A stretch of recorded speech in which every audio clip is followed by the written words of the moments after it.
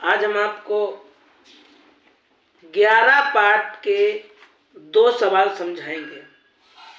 ये 2 सवाल हम ये नहीं कह सकते पेपर में आएंगे, लेकिन इससे रिलेटिव हर साल पेपर क्वेश्चन में आते हैं। ठीक है, तो ये क्लास 10 की मैथ है, एनसीईआरटी की किताब है, उसी से आपको लगवा रहा है। ठीक है, तो क्या लिखा है सवाल में? एक, और हाँ, हमने आपको 1-2 बातें इसमें बताई थी सवाल में, इस टाइप के जो भी लगाए थे, कि जब भी त्रिज्या दी जाए तो त्रिज्या को आर से लिखना, और कोण दिया जाए तो थीटा से लिखना, क्षेत्रफल बराबर क्षेत्रफल लिख लेना। ठीक है, लेकिन यार यहाँ पे तो त्रिज्या भी नहीं दी गई है और थीटा भी नहीं दिया गया है, तब कैसे लगाओगे? तो आइएगा, हम आपको सबसे पहले समझाते हैं। यहाँ पे लिखा है यदि अर्धवृत्ताकार पथ का क्षेत्रफल इतना दे रखा है, मतलब आपको क्षेत्रफल दे रखा है और अर्धवृत्ताकार का क्षेत्रफल आपको इतना दिया गया है, तो क्यों ना हम अर्धवृत्ताकार को सूत्र, इसका वो क्षेत्रफल का सूत्र लिखे ले रहे हैं और क्षेत्रफल की जगह पे क्षेत्रफल लिख लेंगे, यहाँ से आर का मान निकाल लेंगे और परिमाप के सूत्र में लिख देंगे, हमारा आंसर आ जाएगा। आइएगा वही हम करते हैं। तो सबसे पहले आप लिखिएगा हल। हल लिख लिया।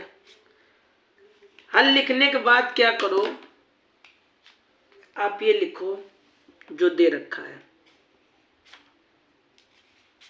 अर्ध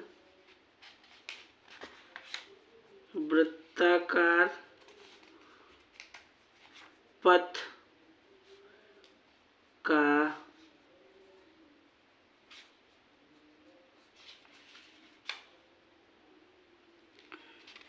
क्षेत्रफल बराबर क्या होता है, 1/2 पाई आर स्क्वायर। ये फॉर्मूला होता है आपके अर्धवृत्ताकार पथ का क्षेत्रफल का, ये आपका फॉर्मूला हो गया। अब यहाँ पे आपको एक बात ये समझनी है कि यहाँ पे अर्धवृत्ताकार पथ का क्षेत्रफल आपको इतना दे रखा है, तो आप इतना लिख लीजिए। यहाँ पे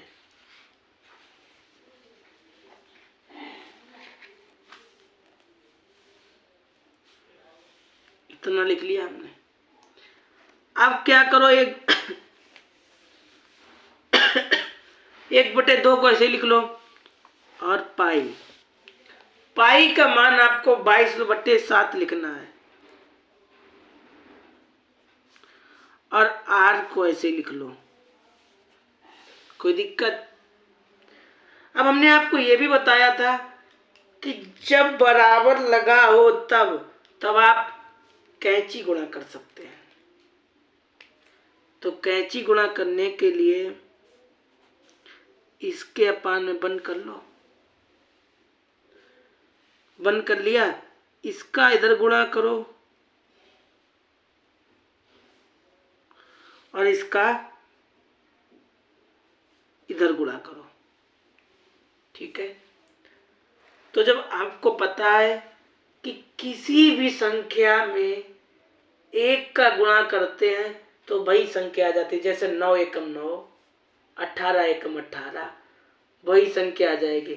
ऐसे करके 1 का गुणा इस ऊपर वाले पूरे में करेंगे तो यही पूरी संख्या आ जाएगी आपकी।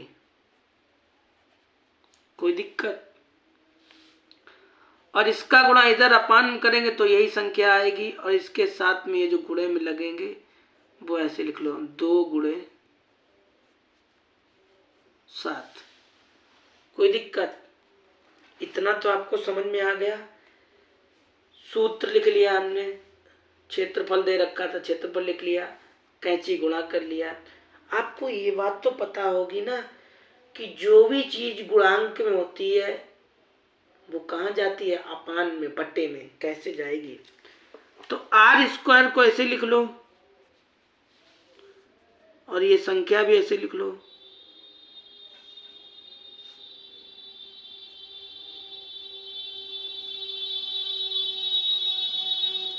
और ये 22 लिखा है, 22 लिख लो।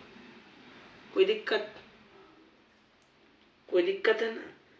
आपकी इच्छा हो इन सब का गुणा कर लो, 22 का भाग दे दो। लेकिन कुछ कमजोर विद्यार्थियों ने 22 का पहाड़ा नहीं आता है, तो हम उनके लिए दूसरा तरीका निकाल के लाए हैं। अगर इसे हम काट दें तो कोई दिक्कत है? 2 एकम 2, 2 एकम 2, 2 एकम 2, कट गया। तो कितना आया? ये संख्या 30, 800 गुणे 7 और अपान में 11। कोई दिक्कत? 7 का गुणा इसमें कर लो और 8, 11 का तो भाग याद ही हो, 11 का तो पहाड़ा या सबको याद होगा, छोटे छोटे बच्चों को भी याद होगा, होगा ना?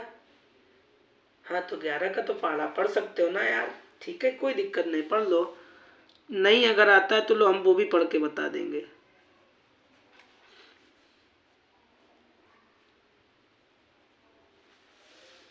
सॉरी, 11 का पहाड़ा क्यों पढ़ा जाएगा?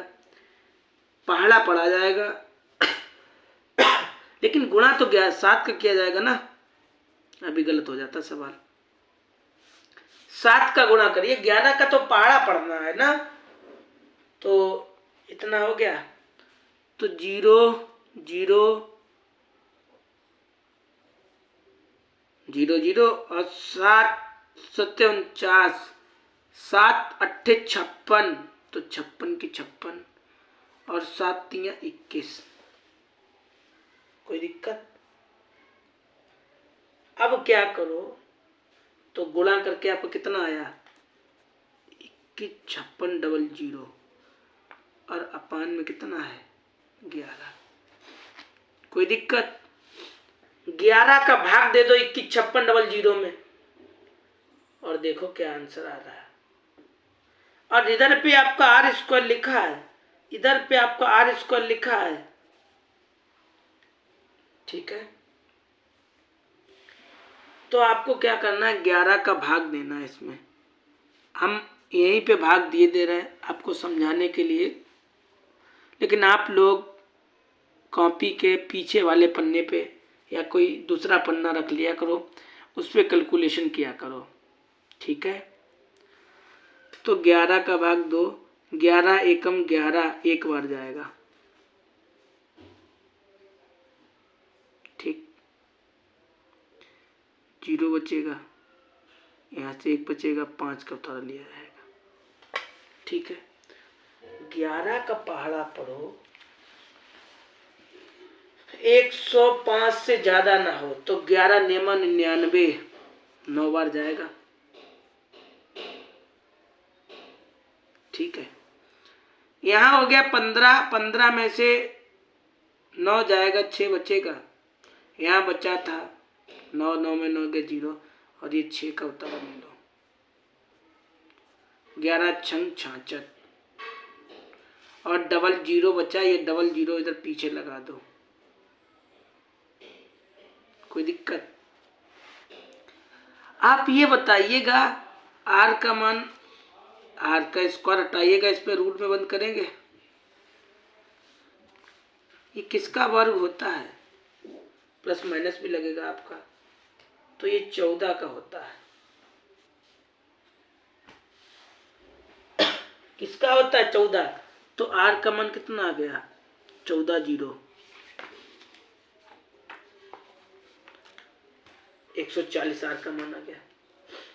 आपसे आर का मान थोड़ी ना पूछा था, आपसे तो पथ का परिमाप पूछा गया था। देखिए लास्ट में लिखा है पथ का परिमाप ज्ञात कीजिएगा। तो पथ का परिमाप क्या होता है? आप तो लिखिएगा पथ का परिमाप बराबर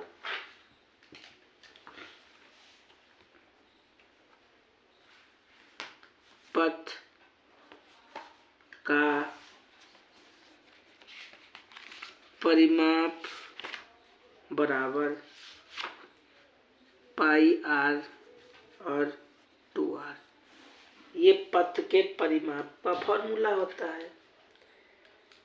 ठीक है, अब आपको क्या करना है? मान रख देना, हल कर देना, आपका आंसर आ जाएगा। तो पाई का मान कितना होता है? 22/7 आर का मान कितना 140 और ये 2 और आर का मान 140। कोई दिक्कत? 7 एकम 7, 7 दूनी 14 मतलब 20 आ गया। तो 22 गुणे 20 इसका करो 14 कम 14, 14 दूनी 28, इन दोनों का गुणा कर लो। ठीक है, तो 2 दूना 4, 2 दूना 4 इतना हो गया और ये इन दोनों को जोड़ लीजिएगा तो आपको कितना आएगा 720। ये क्या हो गया आपका आंसर हो गया।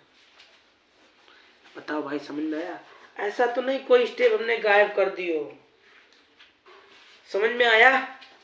तो चलिएगा एक क्वेश्चन आपको और समझाएंगे, क्योंकि हर वीडियो में हम आपको 1-2 क्वेश्चन ही समझाते हैं और थोड़ा प्रेम से समझाते हैं, क्योंकि आपको पता है दिन भर हम आप लोगों को पढ़ाते रहते हैं ऑफलाइन में, शाम को टाइम मिलता है वही आपके 1-2 सवाल लग पाते हैं, और इतना ये सुविधा भी नहीं है मेरे पास जो आपके लिए और बेहतर सुविधा कर सके, लेकिन कभी ना कभी आपके लिए कर देंगे सुविधा। ठीक है, तो बस थोड़ा आप सपोर्ट करते रहना। तो अगला सवाल क्या है? अगला सवाल कुछ आपकी इस टाइप का है आपकी स्क्रीन पे, और यहाँ पे लिखा है कि 28 सेमी त्रिज्या। सबसे पहला काम क्या करना है आपको? सबसे पहले आपको लिखना है हल। हल लिख लिया? जब आपने हल लिख लिया तब आप क्या लिखो? त्रिज्या। त्रिज्या किससे लिखें? आर से। कोई दिक्कत? त्रिज्या को लिख लिया। त्रिज्या वाले वृत्त में कोई चाप केंद्र का पर 45 का कोण, कोण को किससे लिखा जाता है? कोण को तो थीटा से लिखा जाता है। थीटा लिख लिया। अब आपको क्या करना है? चाप की लंबाई तथा त्रिज्यखंड का क्षेत्रफल ज्ञात कीजिए। आपसे 2 बातें पूछी गई हैं। चाप की लंबाई पूछी गई है और दूसरा त्रिज्यखंड का क्षेत्रफल पूछा गया है। तो सबसे पहले हम क्या करेंगे? चाप की लंबाई निकालेंगे। ठीक है, तो चाप की लंबाई का क्या फॉर्मूला होता है? चाप की लंबाई का फॉर्मूला लिखते हैं हम। एक वीडियो में हमने और भी लगाया था। तो चाप की लंबाई या माप बराबर क्या है फॉर्मूला? थीटा पान 360 ठीक 2 पाई आर, ये आपका फॉर्मूला होता है। ठीक है, आर की वैल्यू पता है, थीटा की वैल्यू पता है, पाई का मान आप जानते हैं और आप सूत्र लगा दीजिएगा। और एक बात ध्यान रखना, चाप की लंबाई को एल से निरूपित करते हैं। ठीक है, तो थीटा का मान कितना है? 45।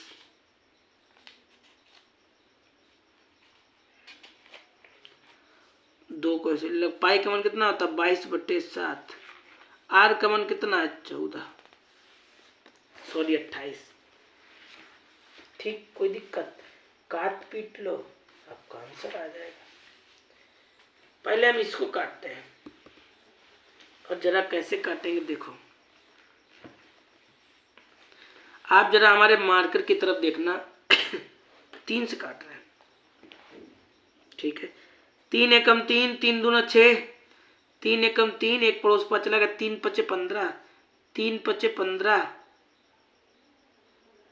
3 पचे 15, 3 चकु 12, 5 एकम 5, 5 अट्ठे 40। तो कितना लिख लें इसकी जगह पे? 1/8 लिख लें। इसकी जगह पे हल करके 1/8 लिख लें। आपको कैसे आएगा ये तो दिखाई दिया। आपका बचा है 2 22/7 और इतना। कोई दिक्कत? 4 एकम 4, 2 एकम 2, 2 3 6, 2 चक्कू 8, इतना आ गया। 1/4 बचा, इधर क्या बचा 22 बचा, और 7 बचा, और 28 बचा। कोई दिक्कत? चाहे तो हम एक भी स्टेप में काट सकते हैं, लेकिन थोड़ा समझा दें तो ज़्यादा बेहतर रहेगा। 7 एकम 7, 7 चौको 28, 4 एकम 4, 4 एकम 4, कितना आ गया 22 आ गया। ये आपके चाप की लंबाई निकल के आई है। ठीक है गुरु। अब उन्होंने पूछा कि त्रिज्य खंड का क्षेत्रफल, तो त्रिज्य खंड के क्षेत्रफल का क्या फॉर्मूला होता है? कोई बता सकता है? चलिए हम बता रहे हैं। तो त्रिज्य खंड का लिखिएगा,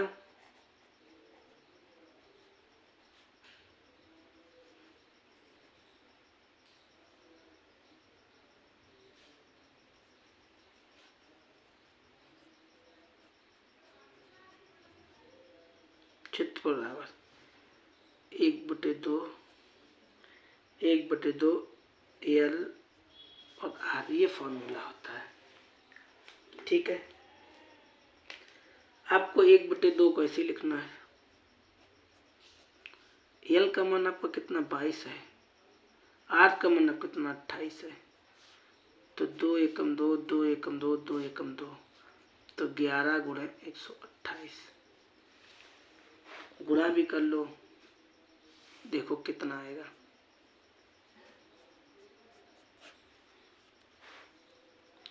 28